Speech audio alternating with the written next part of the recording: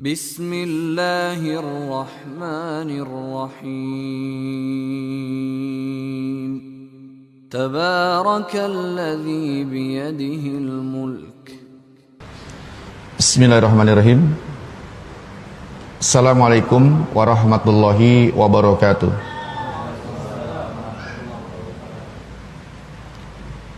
Acaranya keren, jawab salamnya males. Assalamualaikum warahmatullahi wabarakatuh.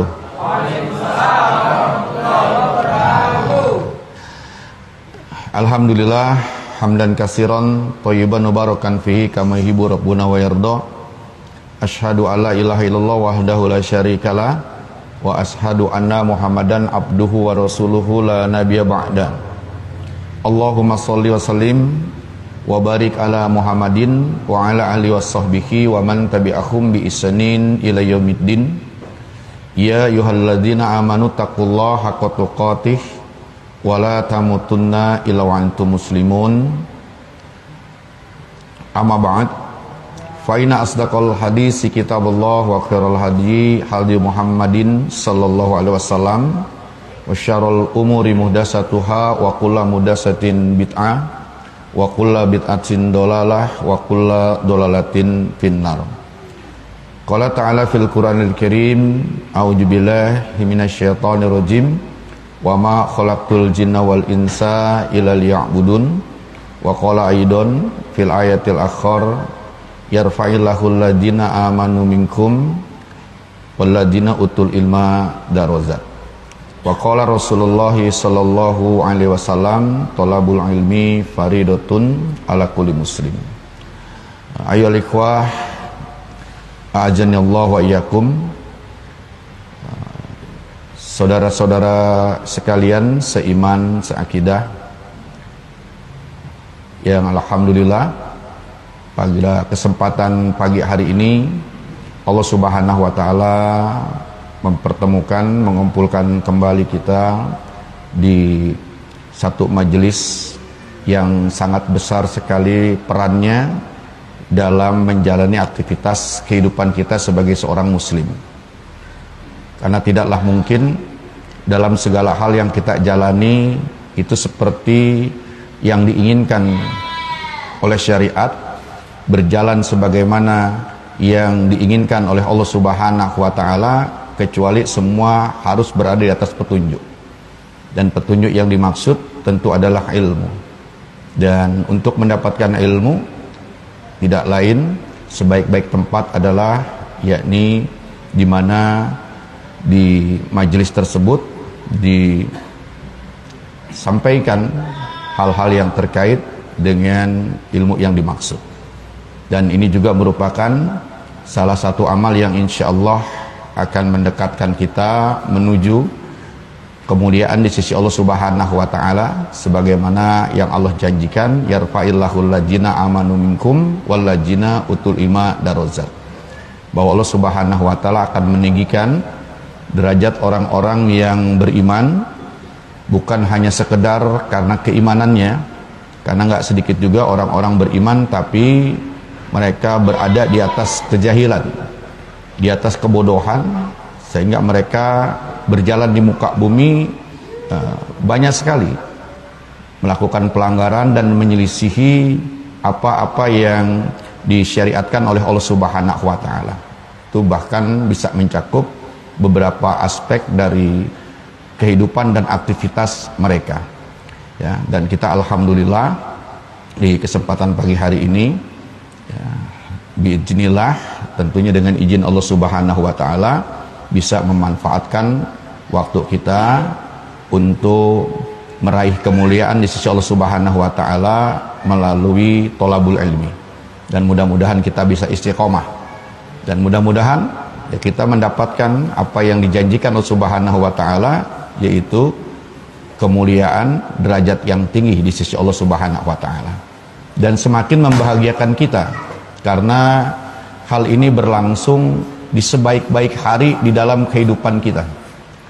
Ya, jadi sepanjang setahun waktu yang kita lalui itu tidak ada hari-hari yang terbaik, melainkan yakni 10 hari di awal bulan Zulhijjah, ya, yang sampai Allah Subhanahu wa Ta'ala dalam surat Al-Fajr di ayat yang kedua itu memberikan pengetahuan tentang hal ini, walayalin ashr, ya, demi hari yang 10. Nah, Ibnu Abbas radhiyallahu an menjelaskan mesti ada khilaf apakah yang dimaksud 10 terakhir bulan Ramadan atau 10 hari di awal bulan Zulhijjah. Tetapi Ibnu Abbas radhiyallahu an dan juga Ibnu Katsir rahimahullah taala dalam kitab tafsirnya menjelaskan yang dimaksud dengan hari yang 10 di sana adalah hari 10 hari yang pertama di awal bulan Zulhijjah. Ya, mengapa demikian? Karena banyak sekali terkumpul berbagai macam kebaikan yang Allah Subhanahu wa Ta'ala persiapkan sebagai tanda dan bukti kasih sayang Allah secara khusus kepada orang-orang yang beriman. Allah siapkan momen dan waktu-waktu tertentu yang setiap mukmin yang bersungguh-sungguh dia bisa mendapatkan sesuatu dengan berbagai macam keutamaan dibandingkan dengan waktu yang lainnya. Di dalam hadis yang diriwayatkan oleh Ibnu Abbas, dari Ibnu Abbas radhiyallahu an, Rasulullah SAW beliau telah memberikan kabar gembira kepada kita, yakni ketika beliau menjelaskan keutamaan dari 10 hari di awal bulan Zulhijjah ini, yang sehingga hal ini tidak memungkinkan bagi kita untuk membiarkannya begitu saja, kecuali memanfaatkan dengan berbagai macam aktivitas ketaatan tentunya, yakni ma min ayyamil a'malu sholih, ya, ahabu ilallah min hadhil ayyam, yakni ayyam al-asr. Tidak ada, kata Rasulullah SAW, ma min ayyamil amalus soleh, amal-amal yang soleh, amalus soleh fihina, yang di dalamnya itu ahabu ilallah min hadhil ayyam, yang lebih dicintai Allah Subhanahu wa Ta'ala dibandingkan dengan hari ini, yakni yang dimaksud adalah ayyamal asr, yaitu 10 hari, yang dimaksud 10 hari bulan Zulhijjah. Jadi tidak ada orang yang melakukan amal-amal kesolehan yang lebih dicintai Allah Subhanahu wa Ta'ala itu dibandingkan dengan hari-hari 10 hari di awal bulan Zulhijjah.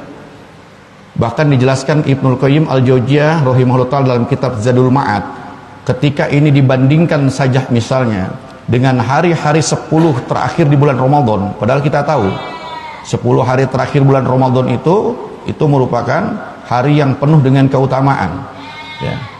Nah, tetapi kalau harinya secara umum, maka tidak ada hari yang terbaik. Bahkan dibandingkan dengan 10 hari yang terakhir di bulan Ramadan, hari yang paling baik adalah hari di 10 awal bulan Zulhijjah. Hanya yang membedakan kalau malamnya, maka yang terbaik adalah malam-malam dari 10 hari, yaitu dari bulan Ramadan. Tetapi siang harinya secara umum, maka 10 hari di awal bulan Zulhijjah, orang yang melakukan amal soleh, bahkan ini lebih baik dibandingkan dengan amal soleh yang dia lakukan itu di 10 hari terutama pada siang harinya dari bulan Ramadan. Syekh Shalih Al-Utsaimin misalnya, ketika beliau menjelaskan, kalau ada orang yang sholat 2 rakaat saja, dia sholatnya 2 rakaat di 10 hari awal dari bulan Zulhijjah dan di 10 hari terakhir dari bulan Ramadan, mana yang lebih utama?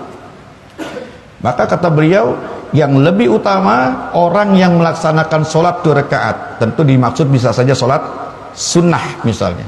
Sholat sunnah 2 rakaat dia, ketika itu dia lakukan di awal dari bulan Zulhijjah 10 hari pertamanya, maka dia lebih utama dibandingkan dengan orang yang sholat 2 rakaat pada 10 hari bulan Ramadan. Masya Allah, ya.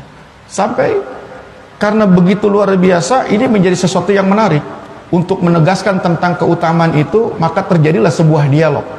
Ketika Rasulullah SAW menjelaskan tentang keutamaan ini, maka para sahabat bertanya, qalu ya Rasulullah walal jihadu fisabilillah, ya, apakah juga dia lebih utama dibandingkan dengan jihad fisabilillah?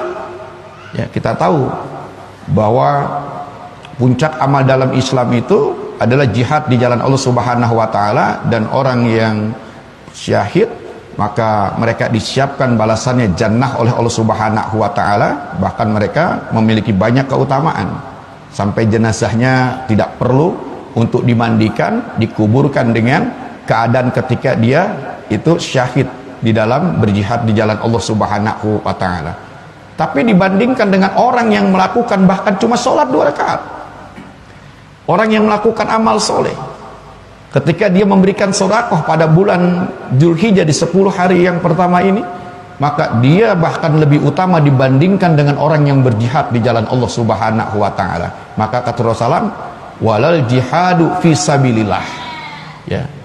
Sekalipun dibandingkan dengan orang yang berjihad di jalan Allah Subhanahu wa taala, ila rajulun kharaja bin nafsihi wa malihi.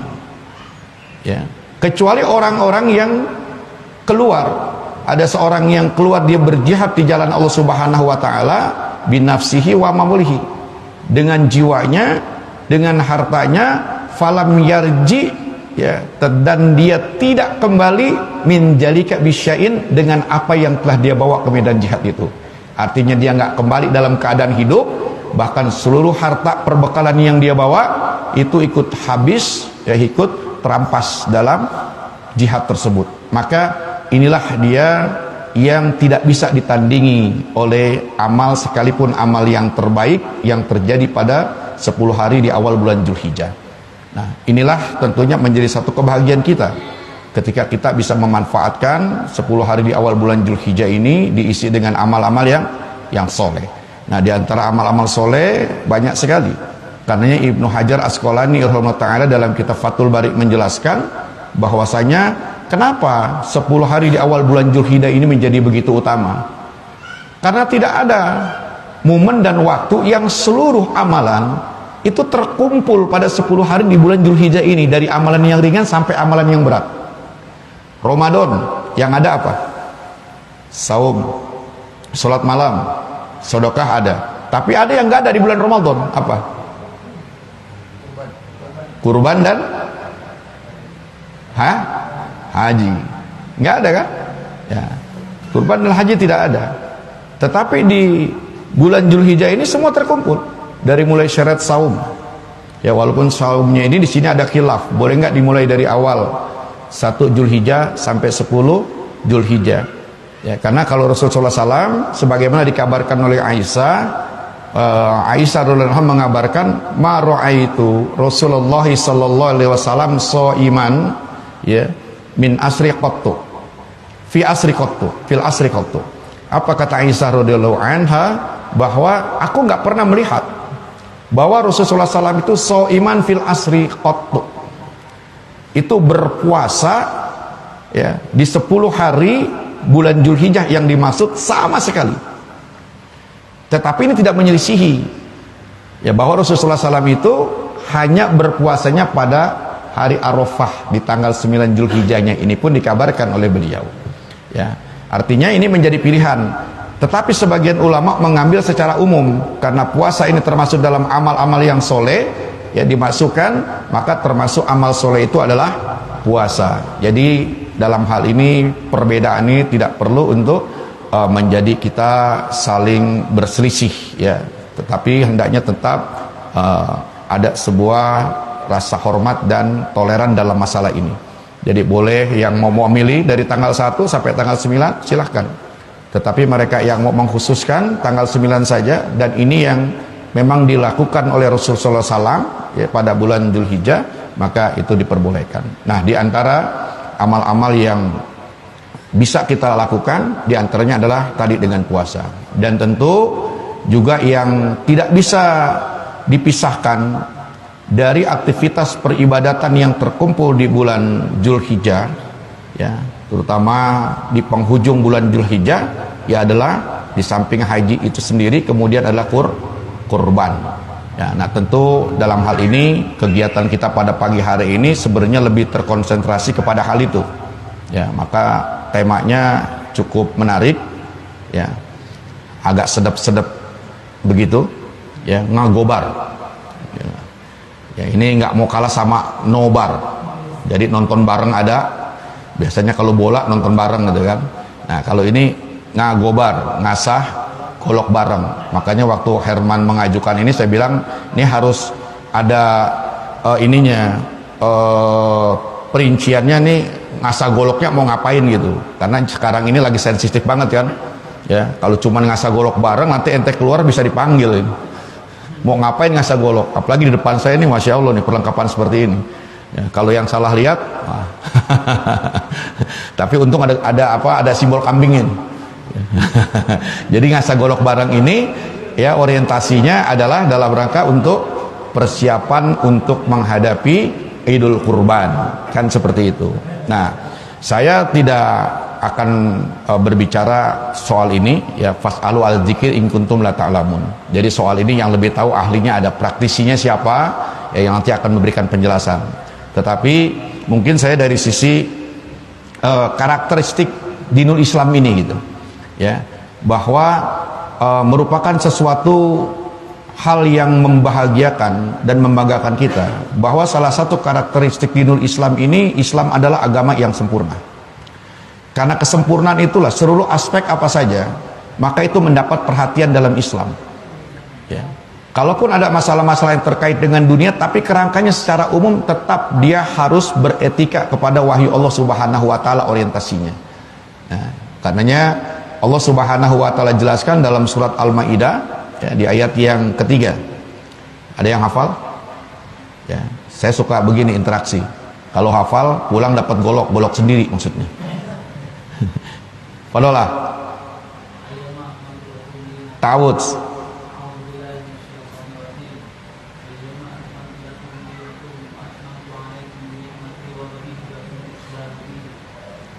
Ya. Terjem.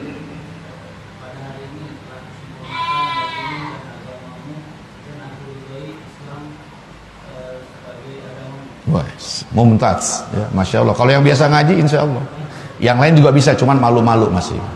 Daripada malu-maluin mending anggap malu aja ya. Nah itu ya, maka Allah Subhanahu wa ta'ala memberitahu kepada kita semua bahwa Islam ini agama yang sempurna. Al yauma akmaltu lakum dinakum wa atmamtu alaikum nikmati wa raditu lakumul Islam Madinah. Pada hari ini telah aku sempurnakan bagi kalian agama kalian, dan aku cukupkan nikmatku, dan aku ridho Islam ini menjadi agama bagi kalian. Sampai Abu Dzar Al-Ghifari radhiyallahu an itu makin mengokohkan tentang kesempurnaan Islam ini mencakup seluruh aspek dalam kehidupan. Ketika Abu Dzar menjelaskan, tidaklah Rasulullah SAW itu meninggalkan kami, melainkan tidak beliau tinggalkan pengetahuan tentang burung yang terbang dengan kedua sayapnya. Kalau kita lihat apa hubungannya burung yang terbang dengan kedua sayapnya ini, kaitannya dengan masalah syariat, dengan agama. Tetapi ini untuk menjadi sebuah pembanding ya, menjadi cara untuk menegaskan tentang betapa Islam itu merupakan agama yang sempurna, yang sampai jangankan persoalan-persoalan yang terkait dengan urusan ibadah secara langsung, tapi perkara-perkara dunia saja, kerangkanya, ide-idenya itu telah diletakkan di dalam syariat Islam ini. Nah, inilah salah satu hal yang menjadi kebahagiaan kita. Salman Al-Faris juga, beliau pernah ditanya oleh seorang Yahudi, apakah di dalam Islam ya, nabimu itu mengajarkan sampai tata cara buang air? Maka dijawab oleh Salman, ajal, benar, kami diajarkan tentang bagaimana tata cara buang air ya, agar ketika terutama di tempat terbuka itu kita tidak boleh menghadap dan membelakangi kiblat, dan tidak ada khilaf melainkan orang yang melakukannya dia telah melakukan satu kemaksiatan kepada Allah Subhanahu wa ta'ala. Jadi ini syariatnya luar biasa sekali. Maka Imam Malik menegaskan bahwasanya apa yang menjadi agama pada saat itu, maka dialah yang menjadi agama pada hari ini. Yang kedua, agama Islam ini agama yang mudah. Ad-dinu yusrun. Agama Islam ini agama yang mudah. Karenanya karakter dinul Islam yang kedua, agama ini dihiasi dengan berbagai macam kemudahan, sehingga siapapun seorang muslim yang dia beridentitas Islam, maka tidak ada alasan bagi dia untuk mengatakan ada satu bagian saja dari syariat Islam itu yang berat untuk dia lakukan. Karena semua dimudahkan oleh Subhanahu wa ta'ala. Innallaha yuridu bikumul yusra wala yuridu bikumul usra. Karena sesungguhnya Allah Subhanahu wa taala ingin menjadikan agama ini mudah, karenanya dia dihiasi dengan berbagai macam kemudahan. Dan Allah tidak menginginkan kesukaran. Jadi syariat apa saja, semua dari mulai yang terdapat di dalam tatanan rukun Islam misalnya, walaupun di sana terkadang ada tuntutan untuk mengeluarkan sebagian dari rezeki harta yang kita punya, maka itu bukan merupakan sesuatu yang memberatkan. Karenanya sering saya sampaikan, kalau ada seorang muslim yang merasa berat dalam melaksanakan syariat Islam yang mana saja, itu kemungkinannya dua. Yang ke satu, dia jahil tentang syariat Islam. Yang kedua, maka dia lebih menuruti hawa nafsunya. Dan kemudian yang ketiga, agama Islam ini karakteristiknya apa? Dia membangun nilai-nilai kasih sayang itu kepada seluruh alam, ya, bukan hanya kepada kelompok-kelompok tertentu, bukan hanya kepada makhluk-makhluk tertentu. Bahkan kehadiran Rasulullah SAW diutus oleh Allah Subhanahu wa taala adalah untuk mencerminkan nilai-nilai keluasan kasih sayang Allah Subhanahu wa taala. Ya, sebagaimana ketika Allah Subhanahu wa taala menjelaskan diutusnya Rasulullah SAW, wa ma arsalnaka ila rahmatan lil alamin.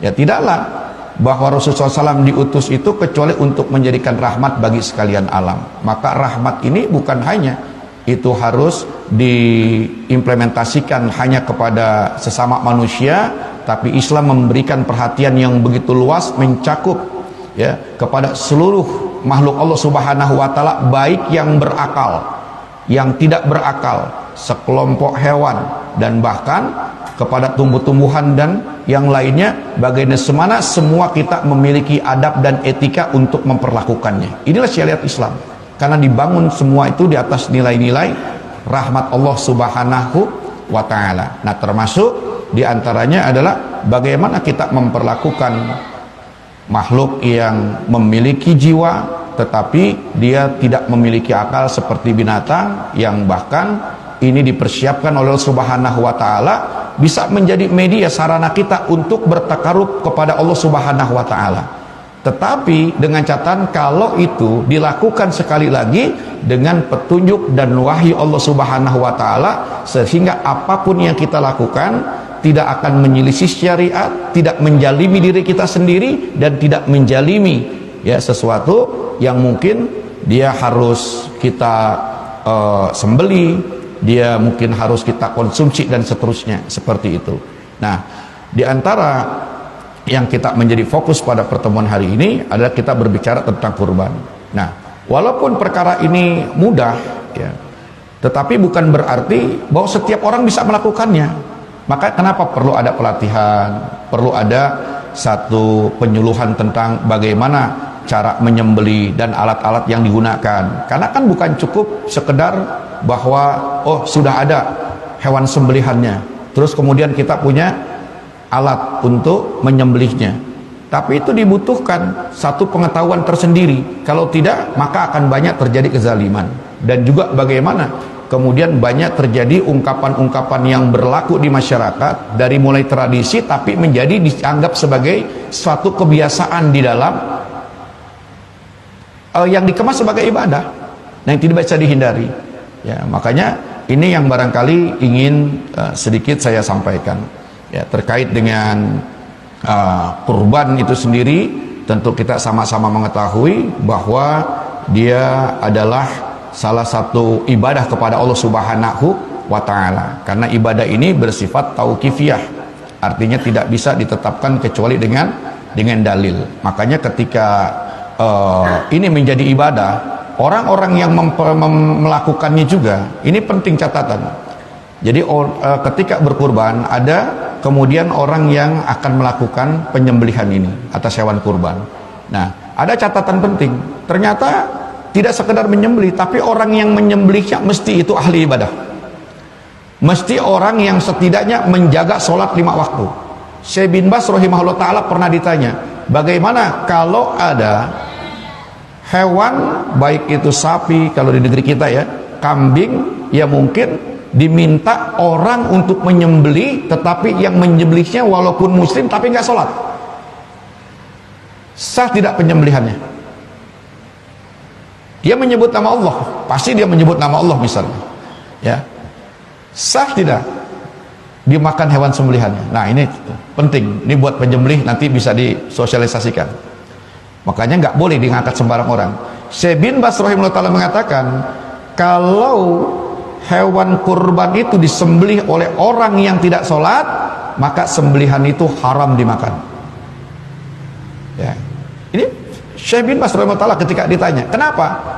Karena orang yang tidak sholat dalam pandangan beliau itu, ya, dan beberapa masyayikh lainnya diposisikan sebagai orang yang sebenarnya sudah tidak Islam.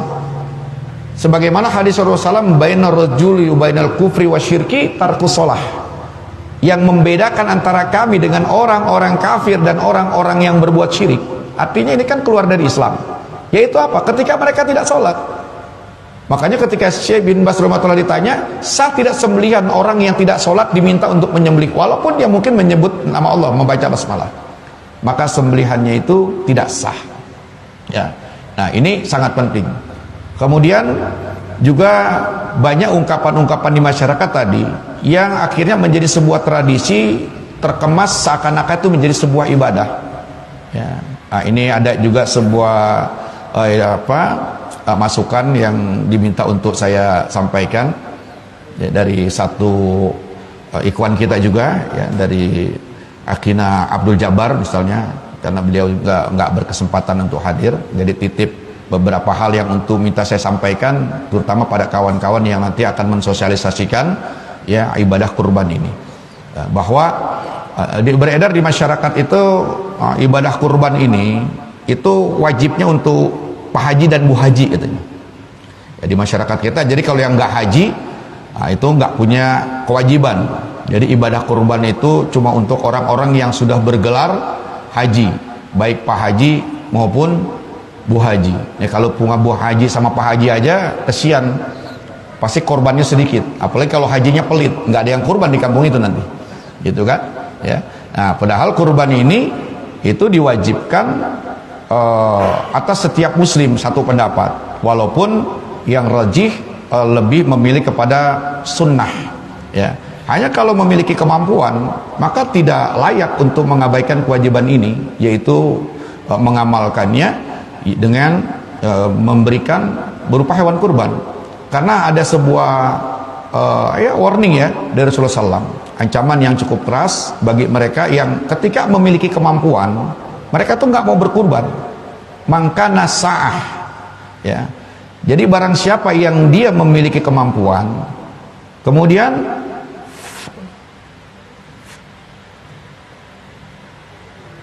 mangkana sa'ah, dia memiliki kemampuan untuk berkurban, falam yudhohi, tapi kemudian dia nggak mau berkurban, ya, maka apa kata Rasulullah? Fala yakrobana musolana, maka janganlah dia mendekati musolah kami, kata Rasulullah SAW.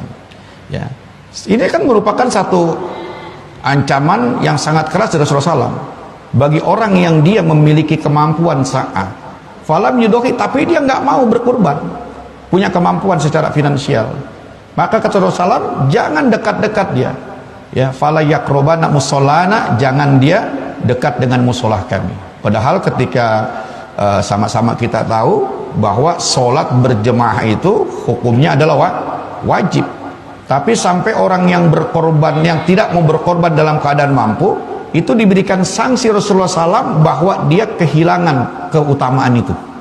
Ya, tetapi apakah dia dikatakan berdosa? Tidak ada dikategorikan sebagai berdosa dalam hal ini, sehingga, ya, celaan itu menunjukkan sebuah peringatan saja tentang buruknya akhlak dia kepada Allah Subhanahu wa Ta'ala. Ya, karena dalam beberapa pendapat yang banyak dipilih, yang rajih itu adalah tentang sunnahnya, tentang berkurban ini. Nah, kemudian ada lagi yang berpendapat bahwa di masyarakat kita korban itu cukup setahun sekali, seumur hidup sekali. Jadi kalau sudah berkorban sekali seumur hidup, ya sudah selesai gitu. Nah, ini tentu juga sesuatu yang tidak benar, ya, beredar di masyarakat seperti itu, sehingga banyak orang-orang yang sudah pernah berkurban akhirnya mereka nggak berkurban lagi.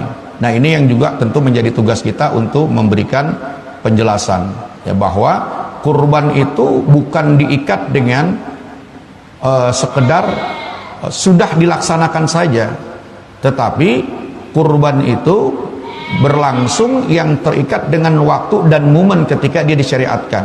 Maka di setiap hari Idul Kurban, maka kaum muslimin dianjurkan, ya, bahkan sebagian pendapat mewajibkan bagi yang mampu untuk dia berkurban. Nah, kemudian juga untuk panitia pada umumnya, ya, banyak panitia kurban ini ya suka memposisikan itu seperti ambil zakat, ambil bagian dari kurban. Ya, maka ini juga perlu, penting sekali. Makanya jangan juga ada kebiasaan begini, ketika mau kurban sebagian daging diambil dulu, nanti untuk para pekerja itu dimasak. Ya, kan suka tuh. Biasanya sebagian daging diambil dulu, kemudian disiapkan nanti orang-orang panitia yang bekerja. Ada begitu? Ada. Nah, boleh tidak? Boleh tidak, saya tanya? Tidak boleh. Panitia tidak boleh ambil dulu. Ya, tetapi kalau dia mau, misalnya ada orang yang berkurban, kita izin dulu sama dia. Dia kan punya jatah sepertiga. Minta dari jatah dia dimanfaatkan untuk dimasak, untuk nanti makan bersama. Karena itu sudah jadi milik dia, itu boleh. Tapi kalau kita tiba-tiba mengambil inisiatif untuk ambil sebagian dari kurban panitia ini tanpa izin dari si pemilik, ya maka yang seperti itu tidak diperkenankan. Makanya posisi panitia ini pertama, dia tidak boleh mengambil bagian dari kurban, tetapi dia boleh mendapatkan upah. Sebagaimana ada satu hadis yang disampaikan dari Ali bin Abi Thalib radhiyallahu an. Ali bin Abi Thalib radhiyallahu an ini, beliau pernah diserahkan oleh Rasulullah SAW untuk mengurus unta beliau. Ya, maka seluruhnya itu disedekahkan, dibagikan. Dan kata Ali bin Abi Thalib radhiyallahu an, kami memberikan upah dari uang pribadi kami. Untuk apa? Untuk orang yang melakukan sembelihan atau panitia. Nah, makanya untuk panitia misalnya, boleh nggak dia kalau mengambil uang dari upah? Mengambil uang dari upah dari sohibul kurban boleh. Makanya kalau ada yang kurban, mungkin itu bisa dikenakan buat upah sembelihan, ya. Nah, nanti bagaimana mengelolanya? Itu bisa diberikan kepada panitia, ya, panitia kurbannya, dan bisa diberikan kepada orang yang melakukan sembelihan. Tetapi kalau mengambil bagian dari korban, bahkan itu tidak dibenarkan. Dan kesalahan yang sering fatal begini, kulit itu biasanya diapain? Dijual. Boleh nggak? Tidak boleh. Ada hadis dari Al-Hakim, ya, dan ini disahihkan oleh Syekh Al-Albani rahimahullah taala terkait dengan masalah kulit ini. Nah, makanya panitia kurban ini ya lumayan banyak amanah yang harus dijaga oleh dia. Kata Rasulullah SAW, man ba'a jilda udhiyatihi fala udhiyatalahu. Barang siapa yang menjual kulit dari daging kurbannya, maka nggak ada kurban baginya. Jadi gimana caranya? Dikasih kulit kan nggak mau orang. Ada kira-kira orang dikasih kulit nggak mau? Nah, makanya ini bagaimana cara mengelola kulit? Biasa dilakukan seperti apa? Kalau mau, ya, kulit itu berikan kepada yang siapa yang mau. Kalau ada yang mau, berikan. Yang memang mereka punya hak untuk menerima misalnya. Ya. Kalau misalnya sudah jadi milik dia, boleh nggak dia jual? Boleh tidak? Boleh. Nah, jadi seperti itu.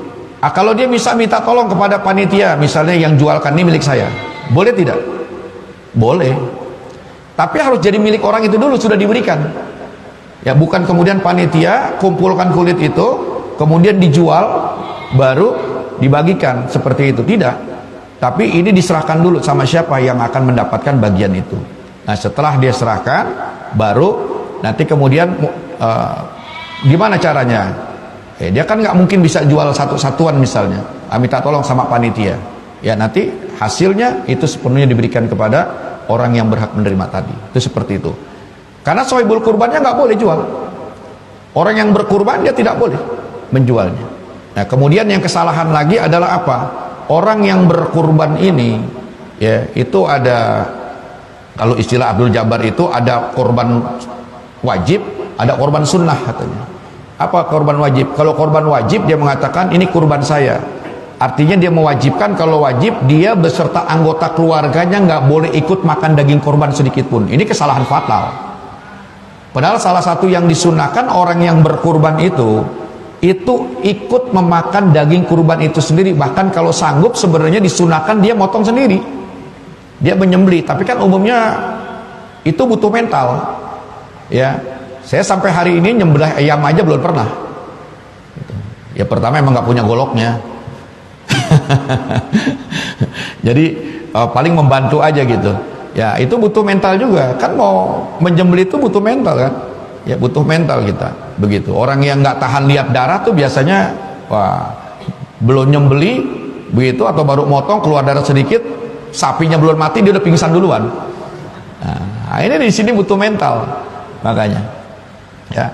Nah, makanya disunahkan bagi orang yang berkurban yaitu untuk makan dari daging kurban. Karenanya kurban itu dibagi menjadi 3 bagian. Sepertiga untuk orang yang berkurban, hak dia. Ya, makanya kalau umpamanya nanti dia menyerahkan hewan kurban, dia minta bagiannya sepertiga, harus diberikan tidak? Harus diberikan. Nggak bisa kemudian sudah berkurban ya udah. Niatnya kan kita kurban kasih semua, tidak demikian. Tetap dibagi 3. Ya. Nah, yang sebagian sepertiganya lagi itu untuk diberikan kepada fuqara wal masakin, dan yang sepertiganya lagi itu bisa kembali kepada si sahibul kurban dan diberikan sebagai hadiah. Makanya untuk kurban ini itu bisa diberikan bukan hanya kepada orang-orang yang fakir dan miskin saja, bisa kepada teman, bisa kepada orang-orang yang mungkin dia orang yang ada misalnya, diberikan itu sebagai hadiah. Ya. Atau boleh nggak diberikan kepada orang di luar Islam, saya tanya? Boleh tidak? Boleh, tidak mengapa. Yang dari sepertiga itu bisa diberikan kepada mereka. Mungkin akan melembutkan mereka, mungkin juga mereka termasuk orang-orang yang miskin, walaupun prioritasnya tentu itu diarahkan dulu kepada saudara-saudara kita ya, yang mukmin seperti itu. Nah, jadi nggak ada istilah korban sunnah, korban wajib yang membedakan itu. Jadi setiap orang yang berkurban disunahkan bagi dia untuk kemudian ikut makan dari daging kurban tersebut. Nah, kemudian juga yang penting adalah bagaimana memperlakukan hewan kurban ini dengan baik. Nah, banyak selama ini saya menyaksikan. Nah, makanya alhamdulillah ya ada inisiatif dari teman-teman untuk membuat sebuah komunitas, yaitu dalam rangka untuk bisa melaksanakan aktivitas ibadah kurban ini sesuai dengan apa yang disyariatkan, sesuai dengan sunnah Rasulullah SAW. Karena saya sangat mengapresiasi ketika Akina Herman itu menyampaikan ide ini. Karena mungkin banyak sekarang ini lembaga-lembaga yang menawarkan jasa untuk menyembelih, tetapi tidak banyak yang mereka dalam melaksanakannya dari sisi ritual-ritualnya itu yang sesuai dengan syariat, yang sesuai dengan sunnah Rasulullah SAW. Dan bahkan banyak hewan-hewan sembelihan itu yang terjalimi. Ya, banyak yang ketika mereka menyembelih hewannya itu dikumpulkan di sekitarnya saat menyembelih yang satu, yang lain itu di dekatnya. Padahal mereka harus dijauhkan agar tidak menyaksikan ketika teman ini lagi disembelih begitu. Kenapa? Karena binatang bisa stres nggak? Nyaki yang biasa main stres juga. Makanya kalau ada kemudian hewan yang susah jadi mati, ngamuk dan sebagainya, mungkin ketika menyaksikan itu ya sebagaimana kita memuncak adrenalinnya sehingga dia berada dalam kepanikan. Nah, ini penting. Kemudian ketika sekarang ini ada kegiatan untuk mengasah ya, ngagobar, ngasah golok bareng. Nah, ngasah goloknya juga begitu, dipersiapkan dari rumah. Dan kalau misal perlu untuk tambah pengasahnya, misalnya di saat kita melakukan prosesi kurban, nah itu tidak dilakukan di dekat dan dilihat oleh binatang yang akan disembelih itu.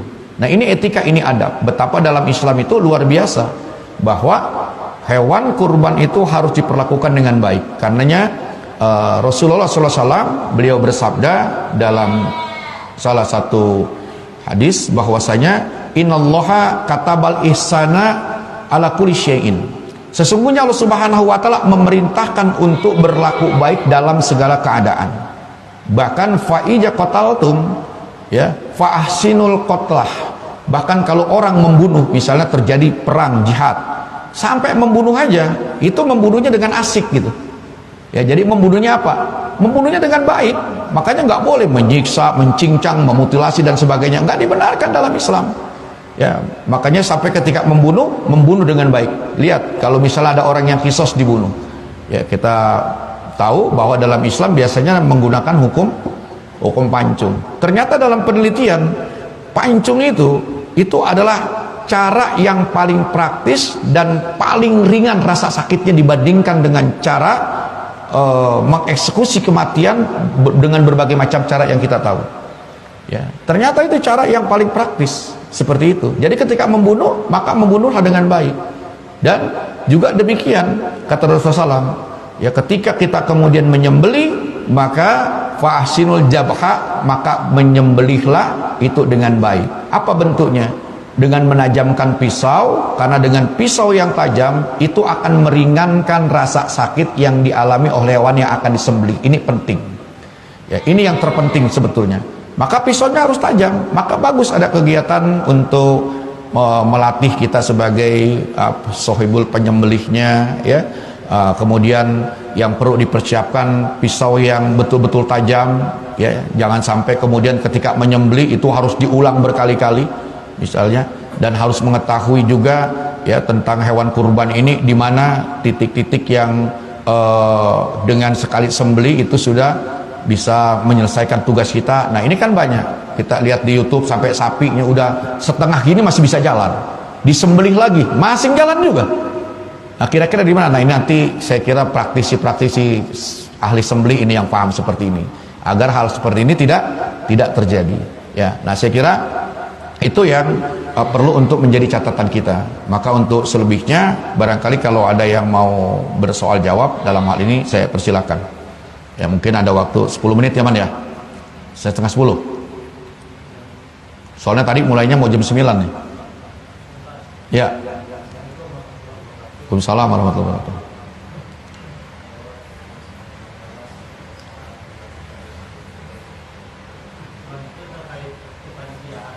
Ya.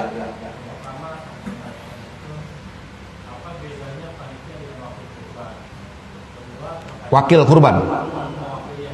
Ya.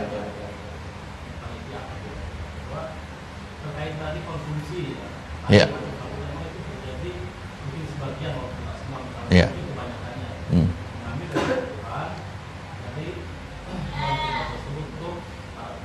Ya.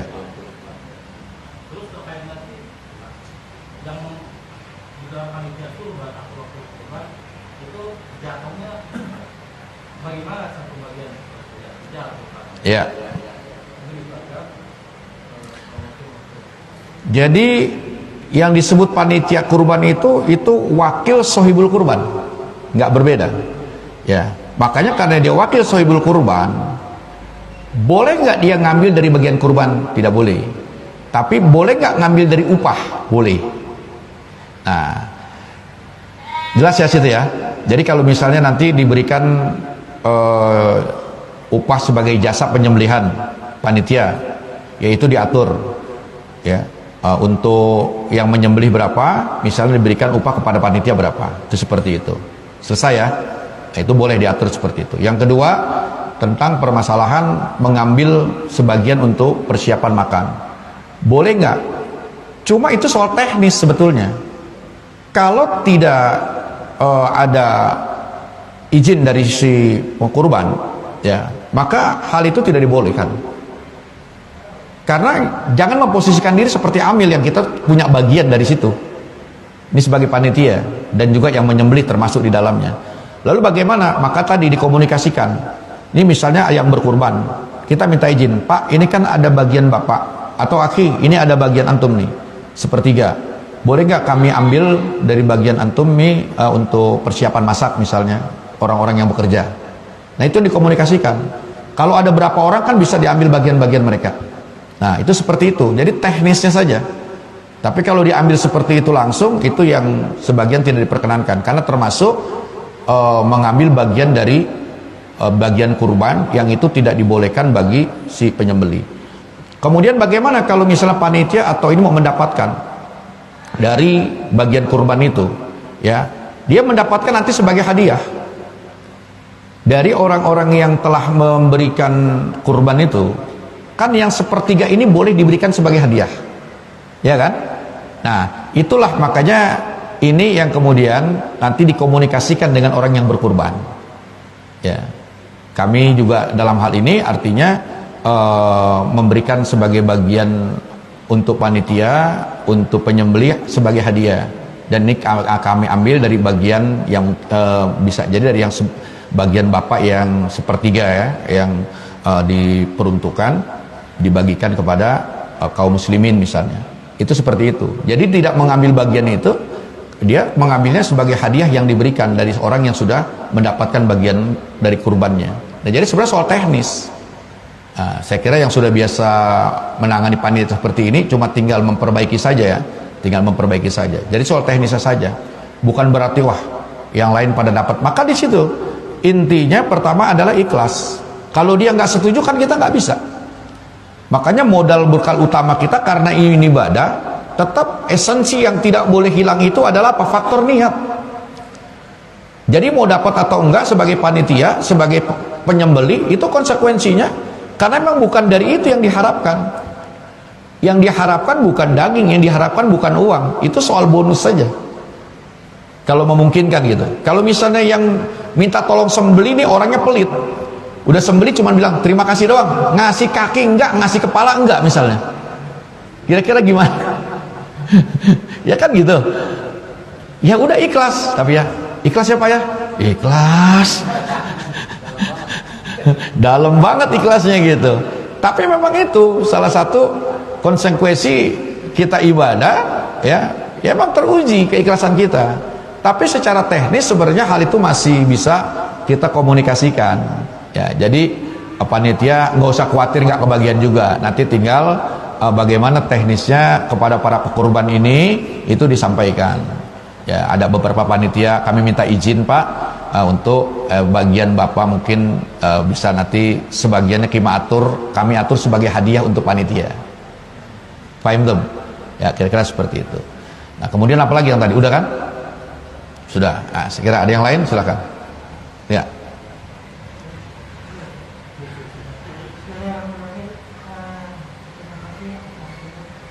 Di tempat kami itu kan mulai datang kadang-kadang ada perusahaan yang sapi, Iya. sapi atau kambing, tapi mereka tidak memberikan daftar nama-nama kurban. Iya. Dan ketika kami konfirmasi kadang-kadang sudah dari perusahaan ini aja. Nah, gimana ya? Ya sebenarnya itu sih sifatnya sodakoh aja. Ya kita sembelih aja cukup dengan menyebut nama Allah, Bismillahirrahmanirrahim, Allahu Akbar, bagikan saja secara umum. Nah itu panitia dapat cuma-cuma di situ. Ya. Nah itu jatah panitia tuh. Kalau ada yang seperti itu tampung aja, jangan ditanya untuk siapa. Kalau perusahaan yang ngasih udah terima. Nah itu jatahnya panitia. Masya Allah. Ya. Iyalah, lebih enak kan? Nggak ada risiko apa-apa, karena nggak terbebani dari kurban siapa. Nah, itu seperti itu. Biasanya kan ada perusahaan kasih tuh, ya. Kan nggak bisa kita, udah nih bagi 7 aja, enak banget main tempel-tempelin namanya kan? Enggak, itu panitia atur. Seperti itu. Wallahu alam. Ya, oke. Waalaikumsalam warahmatullahi wabarakatuh. Di masa PMK itu kan lagi marak tuh. Ya, Untuk kurban kan ciri-cirinya yang nggak bisa dikurbankan ya, dan cacat. ya. Kalau sekiranya dia terkena PMK tapi mendekati hari H-nya ini dia masih hidup, Ya, cuman dia nggak mampu untuk berdiri gitu kan, Ya. PMK ini itu sah apa nggak kurban? ya. Pertama gini, ada cacat yang tetap sah, ada yang tidak. Pertama buta, butanya jelas. Pincangnya jelas. Kalau PMK nggak masuk situ. Nah, terus yang tua, ya Aki Herman nih, yang tua nih, itu nggak boleh buat kurban. Ya, makanya cari yang muda-muda lah. Ya. Ya, jadi kalau PMK itu cuma dia menurut penelitian dia cuma terjadi pada bagian kaki dan mulut. Itu saja. Dagingnya insya Allah selamat dari penyakit. Boleh nggak disembelih? Boleh disembelih. Karena dia bukan termasuk dalam cacat yang bukan karena pincang. Tapi bisa karena luka itu sehingga dia nggak bisa kuat ngangkat kan, seperti itu. Boleh disembelih, sembelih. Ya, jadi yang pincang itu pincangnya jelas, gitu. Ya, jadi ketika memang mau disembelih udah pincang. Kalau pincang kan beda sama ada luka. Nah, kemudian buta, kemudian yang tua, ya seperti itu. Nah, jadi kalau untuk amannya, mungkin yang ada luka di kuku atau di mulutnya itu saja yang panitia mungkin pisahkan. Nah, untuk dagingnya bagaimana? Dagingnya tidak terkontaminasi dengan PMK. Jadi nggak perlu, wah harus begini masaknya, nggak perlu. Nggak ada kaitannya itu dengan dagingnya gitu, insya Allah. Ya, ada lagi? Ya. Waalaikumsalam warahmatullahi wabarakatuh. Sepertiga.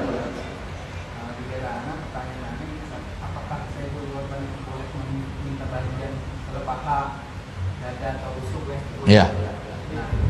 Karena yang terjadi setiap tahun itu seluruh korban di daerah anak itu mungkin bisa Pak, ini saya paha, Pak, saya minta darah liga. Nah, assalamualaikum. Iya, sepertiga saja pertimbangkan bagian dia. Jadi kalau dia minta, ya dia nanti yang kurban siapa nih? Ya, makanya panitia kan harus punya catatan tuh, ya diinventarisasikan siapa. Nah, mereka yang memang kalau mau ngambil bagiannya sepertiga silahkan, tapi kalau udah diatur aja. Misalnya kan biasanya mereka nggak mau tahu juga. Tapi kalau mereka yang minta bagiannya, mungkin mereka mau simpan di rumah, bisa dimanfaatkan makan daging kurban itu bersama keluarga. Ya, jadi diberikan, harus seperti itu. Boleh, iya sepertiga boleh. Jadi kita misalnya apa ngambil paha, padahal kalau paha doang sepertiga nggak, kurang malah sebenarnya, gitu. Iya. Iya, jadi udah kasih, udah paha aja.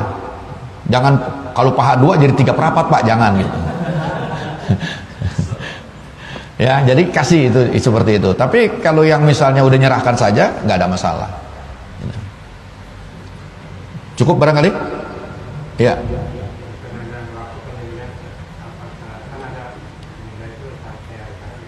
Iya. Tidak ada, semua di hari tasyrik. Maka disebut hari tasyrik itu, hari nahar itu hari penyembelihan, gitu. Ya, jadi selama itu masih dari hari-hari yang disyariatkan untuk menyembelih di hari tasyrik, ya semua itu penyembelihan itu sah, ya. Dan kemudian juga keutamanya sama saja. Nah, sekarang gimana nih problemnya, kan ada tanggal 9, tanggal 10. Nah, itu kembali keyakinan antum. Kalau antum ikut pemerintah, nggak nyembelih tanggal 9. Begitu Muhammadiyah takbir, mereka sholat id, udah boleh nyembelih. Antum yang kita tanggal 10, sembelihan tanggal 9-nya bukan korban. Nah, tapi kalau antum yang yakin ikut pemerintah, misalnya tanggal 10, begitu, maka mulai penyembelihannya itu hari Minggu tanggal 10 itu. Ya, masalah perbedaannya silahkan, wallahu a'lam, begitu. Ya. Nah, jadi kalau harinya di hari-hari tasyrik saja, dari mulai 10 Zulhijjah, 11, 12, 13 kan gitu, sampai seperti itu. Nah, memang yang lebih ditekankan itu hari An-Nahr. itu di mana hari An-Nahrnya? Hari An-Nahrnya tanggal 10 Zulhijjahnya itu. Nah, tetapi keutamaannya dengan hari tasyrik 11, 12, 13 dalam sisi penyembelihan tidak ada yang berbeda, insyaallah. Wallahu a'lam. Ya. Ya.